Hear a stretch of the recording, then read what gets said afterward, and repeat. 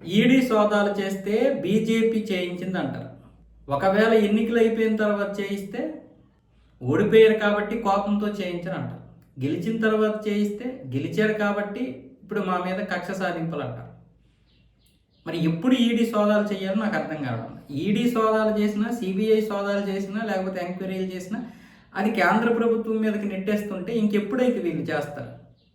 China లాగా మన దేశం అవ్వాలంటారు. చైనా వాడు ఇప్పుడు 10 లక్షల మంది అవినీతి పరులు పట్టుకున్నాడు. అందులో 1,10,000 మందిని వాడు ఫైండ్ అవుట్ చేశాడు. అందులో ఇప్పుడు ఉరిశిక్షలు వేస్తూ ఉన్నారు. అవినీతి చేసినటువంటి వారికి ఉరిశిక్షలే అక్కడ.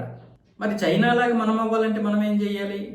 కనీసం దాడులు చేయిస్తేనే బీజేపీ చేయించింది, కేంద్ర ప్రభుత్వం చేయించిందంటే ఇంక మీకు శిక్షలు ఎప్పుడు పడతాయి? భగవంత్ మేన్ ఏమన్నాడు అంటే పంజాబ్ సీఎం భగవంత్ మేను చాలాసార్లు బీజేపీ కావాలని మా మీద కక్షపూరితంగా ఈడీని స్వాదాలకు పంపిస్తుంది అన్నాడు. మరి నిన్నెందుకు నువ్వు డబ్బుని ఆ విధంగా తరలించావు? నిన్నెందుకు నీ యొక్క అనుచరులందరూ కూడా ఆ మేడల మీద నుంచి బ్యాగులు పడేసి పారిపోతున్నారు? మొత్తానికి ఈడీ వాళ్ళని పట్టుకొని ఆ డబ్బంతా కూడా ఒక దగ్గరికి చేర్చింది. ఇప్పుడు నిజంగా మీరు అవినీతి పరులు కాకుండా మంచిగా పరిపాలిస్తే, కేవలం బీజేపీ అలిగేషన్ చేస్తే మీకెందుకు భయం? మీరెందుకు పారిపోవాలి? ఆ డబ్బు మీకెక్కడి నుండి వచ్చింది? అంటే మీరు తప్పులు చేస్తారు, కానీ ఈడీ సోదాలు చేస్తే మాత్రం అది బీజేపీ మీదకి నెట్టేస్తారు. ఇంకా సంవత్సరం ముందు ఇంకా ఎన్నికలకి ఇప్పటి నుంచే బీజేపీ ఈడీ ద్వారా సోదాలు చేయించి మమ్మల్ని ఈ విధంగా ఇబ్బంది పెడుతుంది, తద్వారా బీజేపీ గెలవడం కోసం ఇవన్నీ చేస్తుంది అంటారు. అంటే సంవత్సరం ముందు ఈడీలు సోదాలు చేస్తే ఎన్నికలు అంటారు.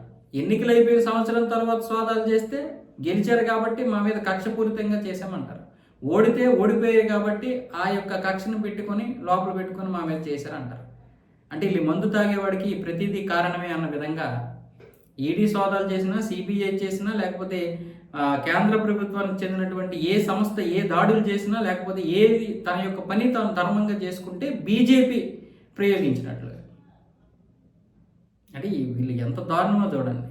పంజాబ్ సీఎం అంటే సీఎంఓలో పనిచేసినటువంటి ఈయన ముఖ్య అనుచరుడు కూడా దొరికిపోయాడు నిన్న. పంజాబ్ సీఎంకి చెందినటువంటి వారు ఎవరు అంటే ఆయన సీఎంఓలో ఓఎస్డీగా విధులు నిర్వహిస్తున్న రాజ్బీర్ ఖుమన్, అతనికి వివిధ పనుల్లో సహకరిస్తున్న నితిన్ గోహాల్, వీళ్ళిద్దరి నివాసాలలో అలాగే వీళ్ళకి చెందినటువంటి ఆఫీసులలో ఎంక్వైరీ చేస్తే నిన్న ఈ డబ్బంతా దొరికింది. కేవలం ఇది 1,20,00,000 కావచ్చు, కానీ అనేక పత్రాలు, భూ వివాదాలకు సంబంధించినటువంటి పత్రాలు కొన్ని వందల్లో దొరికాయి. మొదట అసలు వీళ్ళు ఎంక్వైరీ చేసింది దానికోసం. ఈడీ ఎందుకు ఎంక్వైరీ చేసిందంటే చండీగఢ్ అలాగే పంజాబ్లో విపరీతంగా భూదందాలు జరుగుతున్నాయి. దానికి సంబంధించినటువంటి కంప్లైంట్స్ చాలా వచ్చాయి ఈడీకి. దాంతో వీళ్ళు 2 సంవత్సరాలుగా రెక్కి నిర్వహించి పక్క ప్లాన్తో ఇప్పుడు దాడులు చేశారు. ఎందుకంటే దాడులు చేయడం ఇది కాదు, గొప్ప కాదు. ఆ దాడులు వెనక ఎవరైతే ఉన్నారో దానికి సంబంధించినటువంటి ఆధారాలు ఏవైతే ఉన్నాయో అవి దొరికిన తర్వాతనే వాళ్ళు దాడులు చేస్తారు. మొత్తానికి మీరైతే అవినీతి పరులే కదా. నిజంగా బీజేపీ ఎన్నికల కోసమే చేసింది అనుకుందాం. అయితే మీరైతే అవినీతి పరులని దొరికారు కదా, అవినీతి పరులను నిరూపించుకున్నారు కదా, ఇంకా అంతకంటే ఏం కావాలి? మీ పాపం పండింది.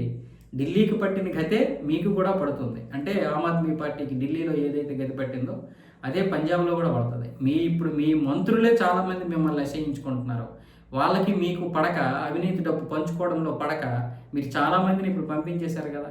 ఒక రాఘవ చద్దానే కాదు, ఇంకా చాలామంది వస్తారు. ఈరోజు 7 మంది ఎంపీలు బీజేపీకి వెళ్ళిపోయారంటే చాలా ప్రపంచం ఏమైనా అనుకుని, దేశం ఏమైనా అనుకుని.